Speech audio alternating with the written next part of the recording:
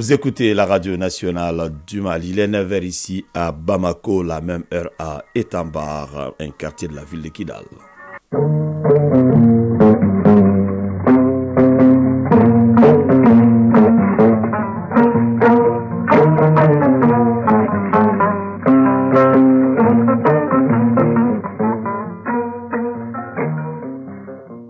Le journal. Fousseni Tunkara. Bienvenue dans cette édition, la première de Mali Actualité, les titres. Les légitimités traditionnelles étaient à l'honneur hier au CICB. C'était à la faveur de la deuxième édition de la journée qui leur est dédiée. C'était sous la présidence du ministre d'État, ministre de l'administration territoriale et de la décentralisation, porte-parole du gouvernement. Focus Santé de ces images s'intéresse à l'hémorroïde. Cette pathologie constitue aujourd'hui un problème de santé publique. Et en fin de journal, nous serons avec Fambourou Djourté pour nous détailler l'actualité sportive. Le mondial des moins de 17 ans se poursuit en Indonésie. Le Burkina Faso, 4e représentant du continent, joue ce matin contre la France. Nous sommes heureux de vous compter parmi nous. Bienvenue dans ce journal. Alors, le Centre international des conférences de Bamako a abrité hier les activités de la deuxième édition de la journée des légitimités traditionnelles. L'événement est célébré cette année sous le thème place et rôle des légitimités traditionnelles dans la prévention et le règlement des conflits. Le représentant du président de la transition à la cérémonie, le colonel Abdoulaye Maïga, a déclaré que cette journée s'inscrit dans le processus de refondation entamé dans notre pays sur initiative du colonel Assimi Goïta. Mamadi Kone. Faire du Mali un pays pacifié, bien gouverné et ancré dans ses valeurs ancestrales. Voilà tout le sens de l'institutionnalisation de la Journée nationale des légitimités traditionnelles voulue par le président de la transition, le colonel Assimi Goïta. Des légitimités traditionnelles qui constituent de nos jours le maillon essentiel de notre société. Bourama Soumano, porte-parole des légitimités traditionnelles. Appeler aux autorités traditionnelles leur rôle qui les a été confié depuis leurs ancêtres jusqu'à eux aujourd'hui.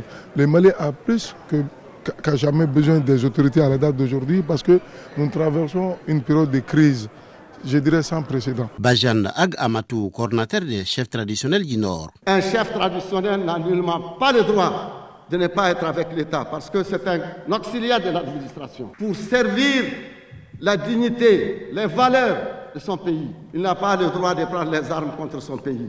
Nous, les chefs traditionnels, nous n'avons pas le droit de ne pas vous soutenir la transition. C'est en reconnaissance de leur rôle dans la construction nationale que le président de la transition a pris l'engagement solennel le 11 novembre 2021 de consacrer une journée aux légitimités traditionnelles. Andogoli Guindo, ministre de l'Artisanat, de la Culture, de l'Industrie hôtelière et du Tourisme.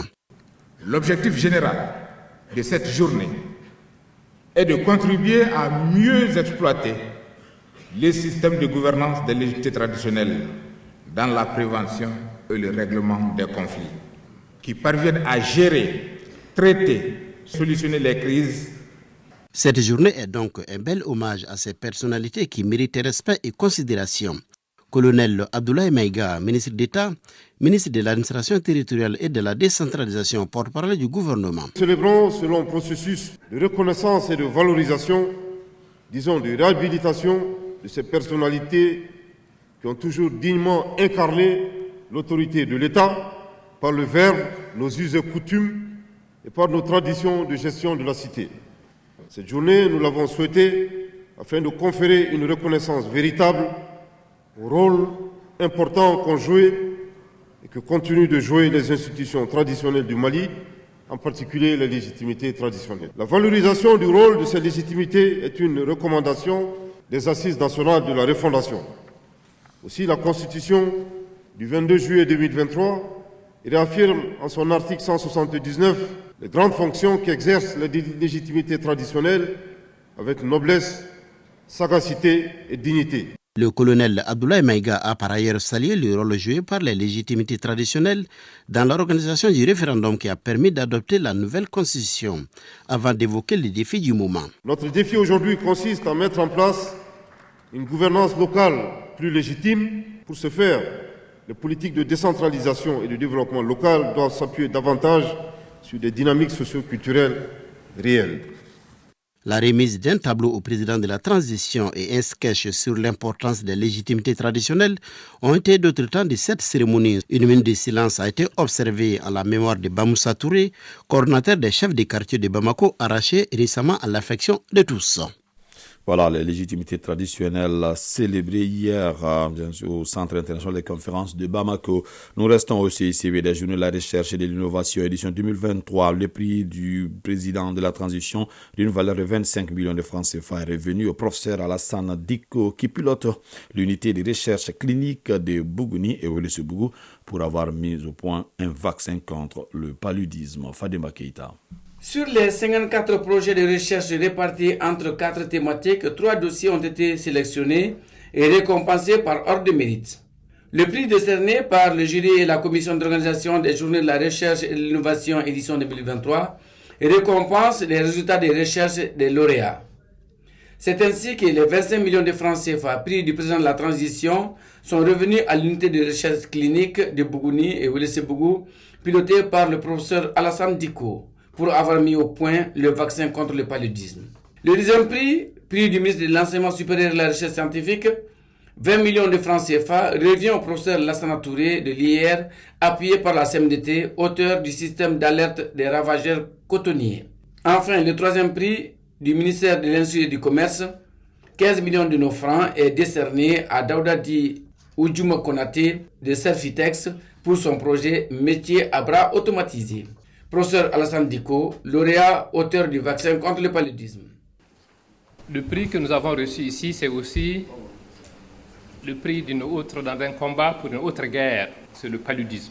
Avec la collaboration d'autres partenaires en Afrique et dans le monde, réussir pour la première fois qu'on ait un vaccin contre le paludisme. Le président de la commission scientifique des journées de la recherche et de l'innovation édition 2023, les rapporteurs se réjouissent des résultats escomptés. Ils ont tout de même formulé des recommandations. Professeur Ablaï Dabo, rapporteur. Il s'agit entre autres d'œuvrer pour la promotion d'un savoir souverain, d'assurer un financement accru de la recherche scientifique et technologique, d'assurer une plus grande visibilité des résultats de la recherche et de l'innovation à travers leur vulgarisation et leur exploitation, d'augmenter le budget du financement de la recherche de 0,20% à 1% des recettes fiscales en améliorant les modalités de décaissement des fonds alloués. Professeur Bourema Kansaï, ministre de l'Enseignement supérieur et de la Recherche scientifique.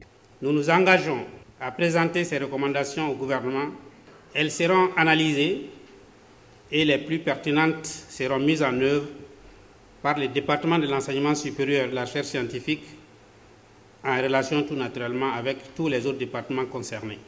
Au cours de la cérémonie de clôture des journées de la recherche et de l'innovation édition 2023, des scientifiques maliens sont primés. Les professeurs Orkia Sanogo, Abla Djimide et Abdou Karim Koumari. Des attestations de reconnaissance sont remises au nom du président de la transition et au Premier ministre, mais aussi à des ministres et anciens ministres. Pour l'année 2024, le ministère des Transports et des Infrastructures doit mobiliser plus de 95 milliards de francs CFA pour la construction et l'entretien des routes à travers le pays. Sur cette prévision, seulement quelques 15% sont disponibles.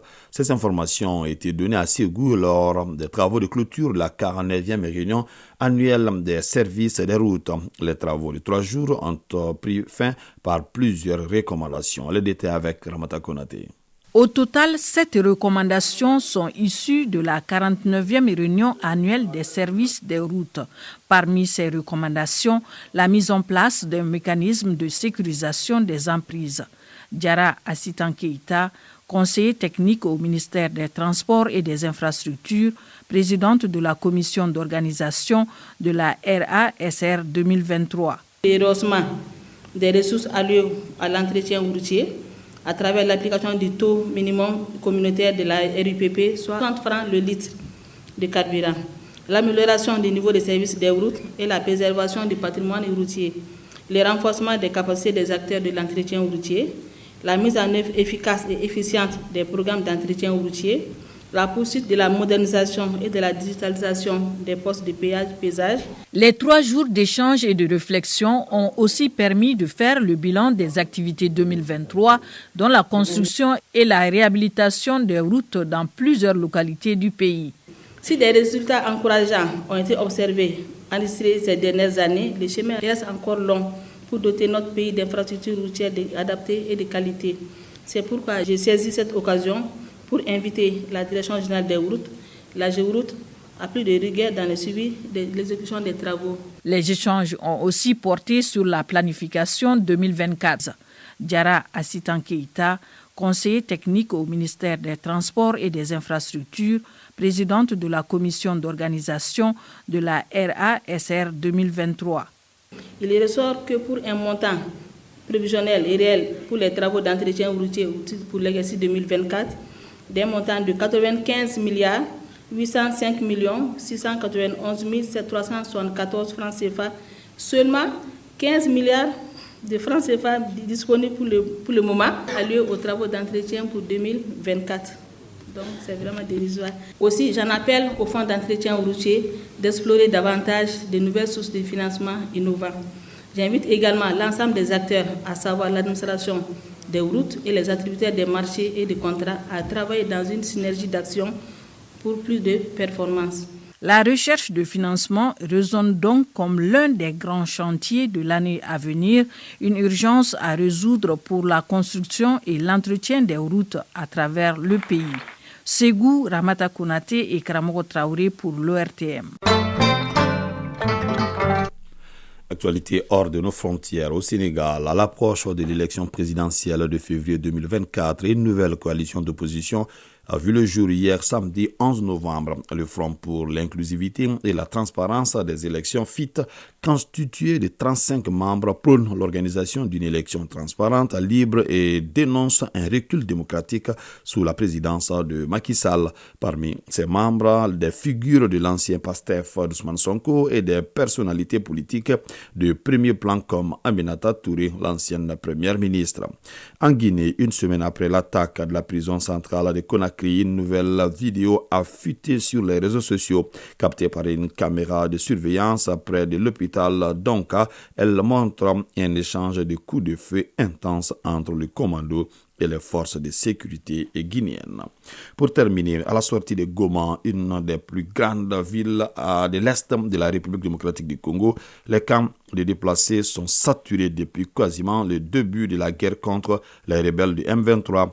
Les habitants manquent de tout, pas d'eau, pas d'électricité, pas d'abri, pas de nourriture. Et depuis, les combats ont repris depuis octobre entre le M23 et l'armée congolaise alliée à des groupes pro-gouvernementaux. Les déplacés arrivent chaque jour à proximité de Goma.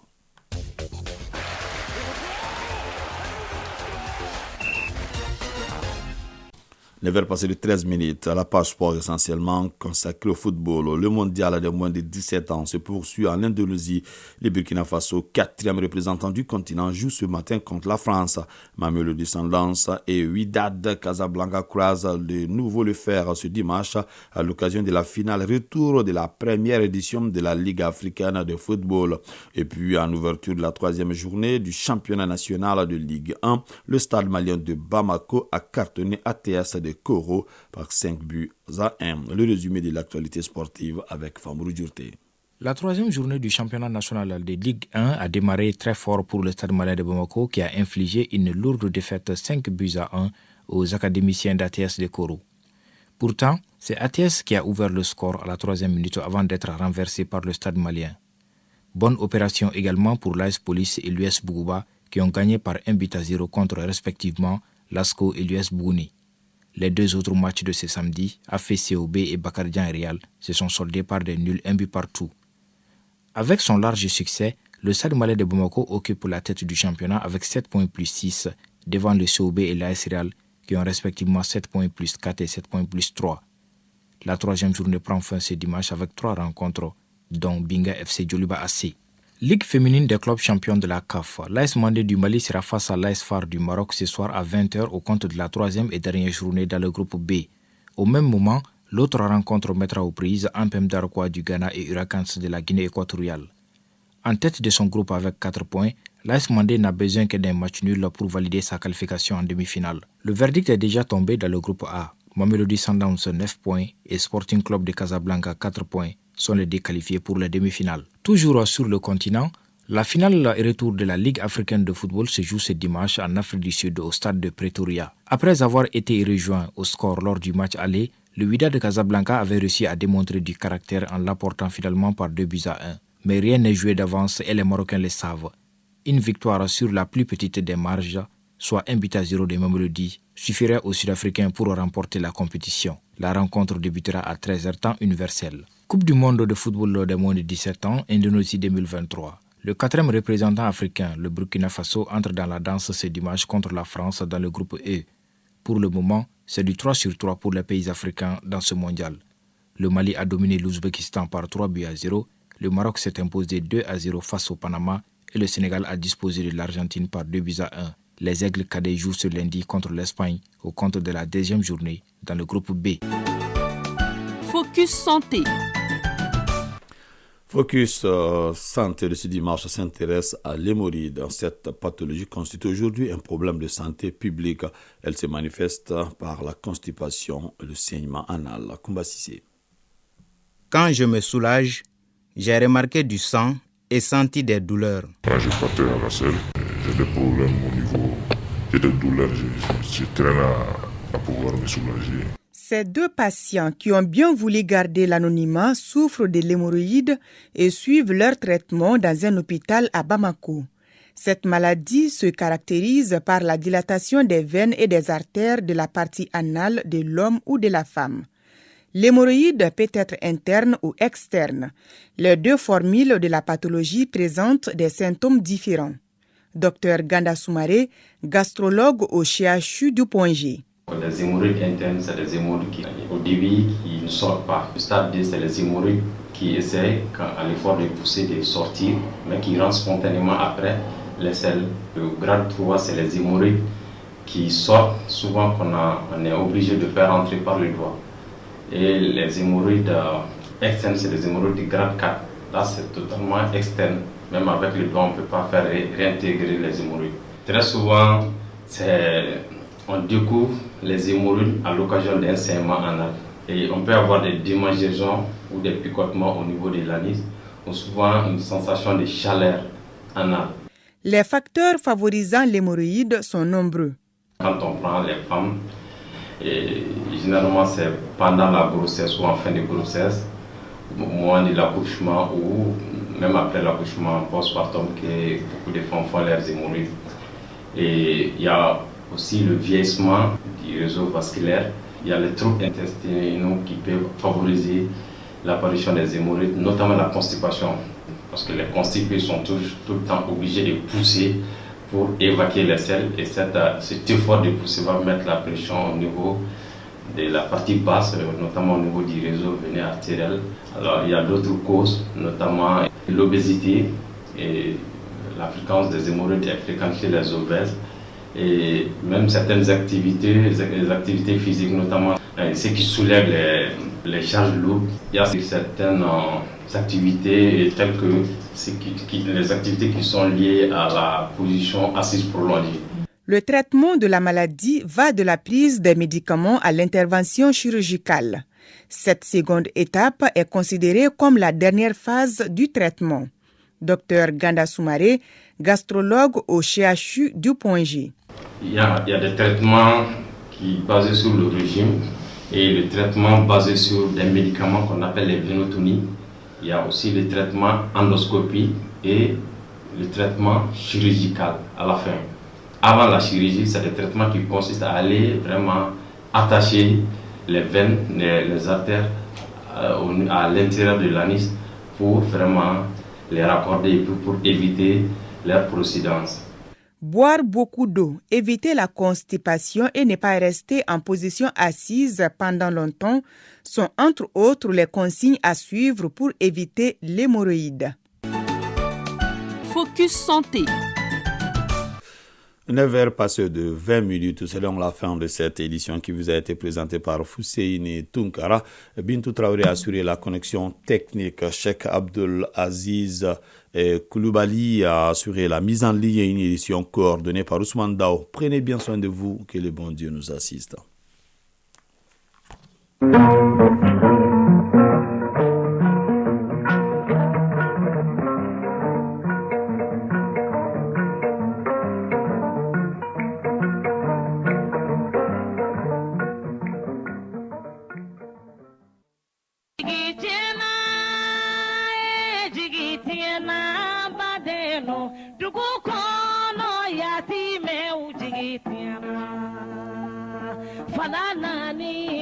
Tumbe dunia kono Odutu nuna wani jigi wangarona